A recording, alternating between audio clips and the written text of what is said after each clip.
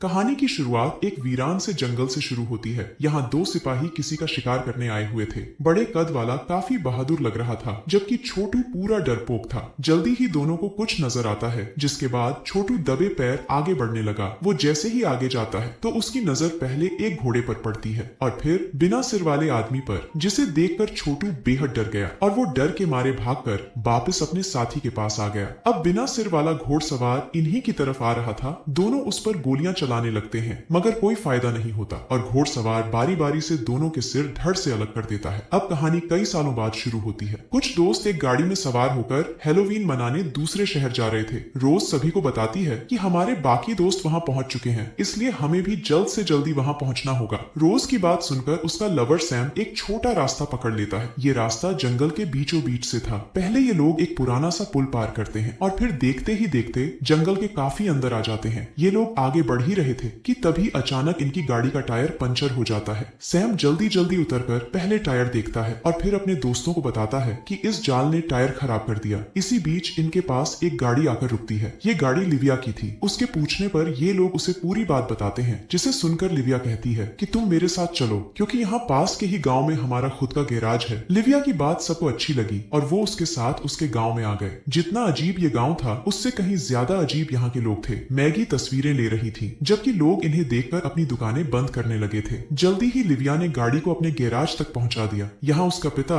Bob गाड़ी देखकर कहता है कि इसे तो ठीक करने में टाइम लगेगा। जब तक मैं इसे ठीक करता हूँ तब तक तुम लोग लिविया के साथ हमारा गांव देख सकते हो। बॉब की बात मानकर सभी लोग लिविया के साथ चले जाते हैं, जबकि दूसरी तरफ गांव के एक वीरान से घर में बने काले पानी के गड्ढे में हलचल होने लगी थी। जल्दी ही उसमें से एक अजीब सी चीज बाहर निकलकर एक हथियार उठा लेती है। उधर सभी दोस्त गांव देखने लगे थे। रॉनी एक स्टोर के बाहर सिगार पीने लगा, जबकि नोआ और शैली स्टोर के अंदर आ गए थे। दोनों को यहाँ गांव का नक्शा मिलता है। नोआ को नक्शे में कुछ अजीब लगा और तभी दुकान का मालिक वहाँ आकर दोनों को बुरा भला कहने लगा। बाहर रॉनी के पास लिविया आ गई थी। दोनों अभी बात कर ही रहे थे कि तभी एक आदमी चर्च के बाहर की घंटी बजाने लगा, जिसे सुनकर लिविया अपने घर चली गई और रॉनी के पास मैगी आ गई। सैम को अपनी गाड़ी की चिंता हो रही थी, इसीलिए वो शैली को साथ लेकर गैराज की तरफ चला गया। गैराज के गेट पर ताला था, जिसके बाद सैम आसपास देखने लगा और उसे पास ही एक गाड़ियों का कबाड़ खाना मिलता है, जबकि शैली गैराज में ताक झांक करने लगी। गैराज देखकर ऐसा लग रहा था कि जैसे बरसों से यहाँ कुछ नहीं हुआ और इसी बीच उसकी नजर सैम की गाड़ी की नंबर प्लेट पर पड़ती है, जिसे देखकर उसके तोते उड़ जाते हैं। उधर सैम को कबाड़ में फोनों से भरा एक बॉक्स मिलता है। इससे पहले कि वो कुछ समझ पाता तभी कोई उस पर हमला कर देता है, जिसके बाद सैम जान बचाने के लिए एक गाड़ी की डिग्गी में छुप गया। उधर शैली सैम को ढूंढने लगी थी। वो उसे जोर जोर से पुकारने लगती है। अपना नाम सुनकर जब सैम बाहर निकलने लगा तभी वो मारा गया। दूसरी तरफ गांव के कुछ लोग बंदूक दिखाकर बाहरी लोगों से पैसे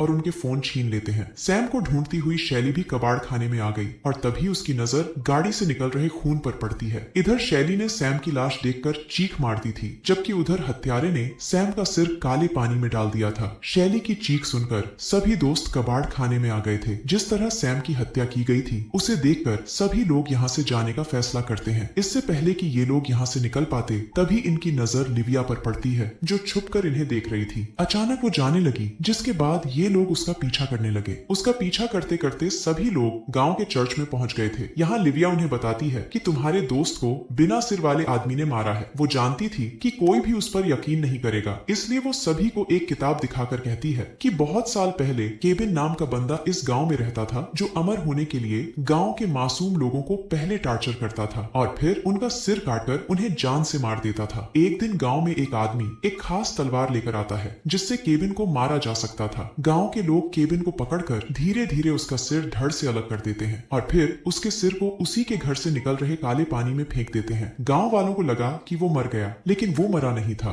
उसका सिर्फ सिर कटा था। तब से वो हर 7 साल बाद काले पानी से बाहर आता है और लोगों को मारता है। उसे सिर्फ खास तलवार से ही मारा जा सकता है, और वो भी तब जब वो गांव से बाहर हो। तभी चर्च की घंटी बजने लगती है, जिसके बाद लिविया वहां से चली जाती है। लिविया की बात सुनकर सभी लोग गांव से निकलने लगे और इसी बीच उनके पीछे बिना सिर वाला हत्यारा लग जाता है। सभी लोग भागने लगे, लेकिन रोज उससे बच नहीं पाती और उसका सिर काटा जाता है, जिसके बाद उसका सिर भी काले पानी में डाल दिया गया। अब सभी दोस्त गांव में वापस आ जाते हैं। यहाँ नोआ और मैगी के हाथ एक बाइक लग जाती है, जबकि बाकियों के हाथ कुछ हथियार लग गए थे। तभी उनके पीछे हत्यारा भी आ जाता है, जिसे देखकर ये लोग गोलियां चलाने लगते हैं, लेकिन कोई फायदा नहीं होता और जल्दी ही हत्यारा रॉनी को मार देता है। काफी कोशिशों के बाद जब नोआ बाइक स्टार्ट करता है तो उसी वक्त हत्यारा वहां पर आ जाता है। हत्यारे को देखकर दोनों छुप जाते हैं और किसी तरह भागकर अपने बाकी बचे दोस्तों के पास पहुंच जाते हैं। ये सभी लोग गांव के एक स्टोर में छुपे हुए थे और स्टोर के मालिक को इन्होंने बंदी बना लिया था।